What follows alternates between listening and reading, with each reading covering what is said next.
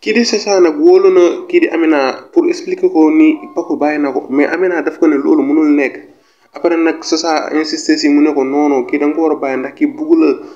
après Chacha ne ko non non bu wax loolu Amina yaa ma gën a xam sa kii bëgg na ma dem naa ba ci toog ci hôtel sax jox ko sama bopp mu bañ kon kii bëgg na ma Amina si boppam d'accord na moom ci abi boobu nee na ko kooku bëgg na la mais xam nga rek demal nga wëri leneen. ginnaaw loolu nag Chacha nangul lekk nangul naan ba yaayam ñëw ci biir néeg bi fekk ko muy tëdd ne ko kaa ñu dem añi mais Chacha dafa bañ ne ko man suur naa yaay ji insisté wax ba sonn wax na bay bëgg a dee mais Chacha ne ko noonu yaay xanaa du man nee naa suur naa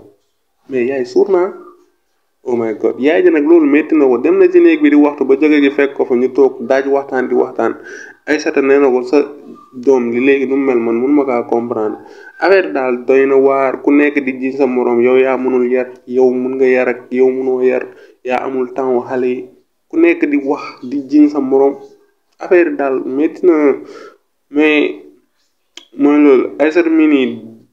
dafa bëri ay lu muy càng ci série bi xaw ma ndax yéen a koy seetlu xam na lu mu ñëwaat yàggul tulle bi lu mu ñëwaat yàggul ci série bi dafa bëri lu mu ciy càng suy wax day mel lu càng loolu war nañ ko liggéeyaat quoi parce que loolu day joué aussi ci série bi ngeen abonné partager like